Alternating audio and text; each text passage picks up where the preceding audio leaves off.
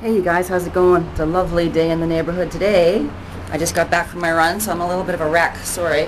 Um, so what's new? God, lots of catching up today to do today. Something like that. Let's go in. It's a little chilly. It's November, you know. Yeah, I don't like winter. Oh darn it, I left the radio on. Things to catch up on. The computer. Let's make this quick, okay? But this is funny. You'll enjoy this. But stay with me because I've got a workout a move I want to show you later that I figured out for you at-home worker-outers. Anybody really, but I'm really proud of myself for figuring this out last night. I have to share it with you. But anyway, the computer. I'll get that out of the way first. So the guy came to fix the speakers on the new computer that HP sent me, right? Took the computer apart to change the speakers. That didn't work. Figured out it was just the drivers after taking the computer apart. So updated the drivers, speakers work fine. After he left, I realized the volume knobs don't work anymore. I can't put it on mute with a touch of a finger anymore. I had to go into the software to do it. So I'm like, phone him, say, okay, something's wrong with the volume now. So he came back, turns out he just didn't plug the thing in inside the computer. He had to take the computer apart again to plug the thing in. So now the volume controls work, but in doing that, he broke one of the little knobs that holds the keyboard in place. Now the keyboard's loose. So he's coming back to with that part, it's like faceplate, and he was supposed to come back last Tuesday. And I thought on the weekend, okay, on Tuesday he'll be here, he'll fix this, I'll have my life back, computer works, awesome, we're all good to go, new computer, I can stop thinking about the stupid computer and just have my life. Sunday night, the big computer, my big desktop computer has a meltdown. I've been spending the last 4 days flipping out about my big computer because there's a whole bunch of data on there that I don't want to lose, and I've been backing it up, yeah, but the last backup was kind of old, so, you know, anyway, whatever. I've got a couple of really good friends who helped me out with with trying to save the computer, which turns out they couldn't. It's terminal. Well, I mean, they can. They had to scrub the whole system, though, and which would obliterate all my data. So last-ditch effort, I wound up taking it into one of the stores here, and they have this really high-end tool, and they managed to recover my data. I haven't gotten it back yet, all of it back yet, but they can get the data out, which is good, because it was just so much that I would have had to resurrect, and it would have been a lot of work. So I'm really relieved that this store managed to get the data out, and my friend who has been helping me out, he's been really, really, really quite awesome. He's going to help me get the thing running again. So anyway, so then on Tuesday the guy was supposed to come with the faceplate so that we could fix the laptop and have it fixed and running, and he called me in the afternoon and said the part was on back order and he had no idea when we'd see each other. So, you know, I'm still living with the computer trauma. Anyway, so that was a longer version of the short story than I expected it to be. Sorry about that. I'm talking fast because I don't want to bore you guys to death with my computer trauma too much. I just thought it was a really funny story that I was just about to get my laptop finished, and it still isn't finished, and now the desktop's exploded on me.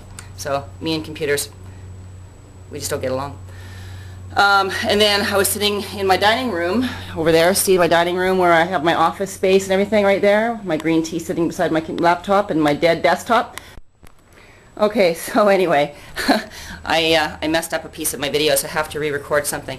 Anyway, so I'm sitting over in my office space over there, like I just explained, and typing away, and out of the blue, right beside my office space is my kitchen area. There's a light fixture in my kitchen. The light fixture decides right then and there to just let go and land on the tile floor, explodes all over the apartment right when I'm sitting right beside it. I am so lucky I wasn't in the kitchen because it would have landed right on my head because it's right above, like the working area where the counters are and the sink and all that. It would have landed right on my head and I would have been in the emergency ward for sure.